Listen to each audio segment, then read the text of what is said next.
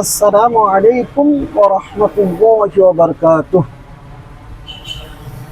وقالت اليهود ليست النصارى على شيء وقالت النصارى ليست اليهود على شيء. ইহুদিরা বলে নাসারা কোনো ধর্মের মধ্যেই নাই, আবার নাসারারা বলে যে ইহুদিরা কোনো ধর্মের মধ্যেই নাই। কোরআনে কারীমের মধ্যে অন্য জায়গায় বলছে ওয়াকালা নাসারা আল মাসীহ ইবনুল্লাহ। নাসারারা বলে যে ঈসা আলাইহিস সালাতু সালাম আল্লাহর পুত্র, আর ইহুদিরা বলে ওয়াকালাতিল ইয়াহুদু উযাইর ইবনুল্লাহ। ইহুদিরা বলে যে উযাইর আলাইহিস সালাতু সালাম আল্লাহর পুত্র।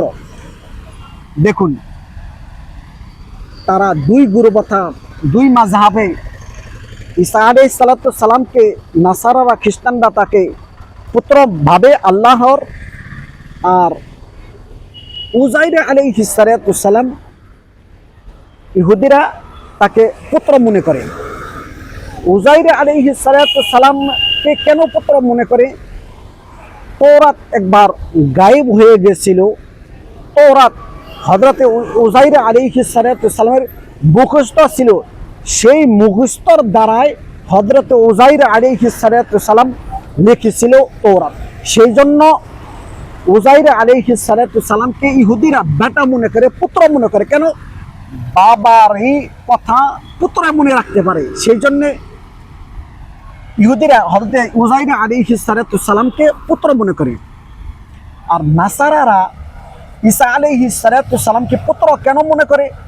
এই জন্য মনে করে যে তারা হযরত ঈসা আলাইহিস সালাতু সালাম বিনা বাপে পুত্র পয়দা হয়েছে। অর্থাৎ মারিয়াম আলাইহিস সালাতু সালাম স্বামী ছিল না, বিনা বাপে হযরত ঈসা আলাইহিস সালাতু সালাম জন্ম হয়েছে। সেই জন্য হযরত ঈসা আলাইহিস সালাতু সালামকে তারা নাসারারা তাকে পুত্র মনে করে।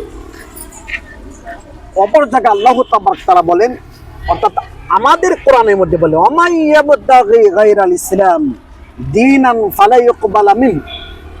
আল্লাহ তাআলা বলেছেন যে ইসলামের ব্যতীত কোনো ধর্ম আল্লাহ তাআলার কাছে গ্রহণযোগ্য নয়। ওয়া মিনাল খাসিরিন, আর যদি তারা অন্য কোনো ধর্ম আছে তাদেরকে কি করা হবে? তারা খাসারের মধ্যে আছে, ক্ষতিগ্রস্তের মধ্যে আছে। সুবহানাল্লাহ, এই যে আমাদের ধর্ম। সুবহানাল্লাহ, আমরা আজকে ক্রিসমাস ছিল, অর্থাৎ হযরত ঈসা আলাইহিস সালাতু সালামের জন্ম দিবসের জন্য এই কয়েকটি কথা আমি জানাই দিলাম। আবার আরেকটি কথা আছে, ইন্নাল্লাহা সালিসু সালাসা, এটা কোরআনের আয়াত। আল্লাহ তাআলা বলেন নাসারারা তিন খোদা মনে করে। কে? একটা ঈসা আলাইহিস সালাম, একটা মারিয়াম, আর একটা খোদা তো আছেই। তিন খোদা মনে করে। তো সেই কথাও আল্লাহ তাআলা কোরআনে কারীমের মধ্যে বর্ণনা করে দিয়েছে। আমরা কি সুন্দর কথা জানলাম বা বুঝলাম। সুবহানাল্লাহ।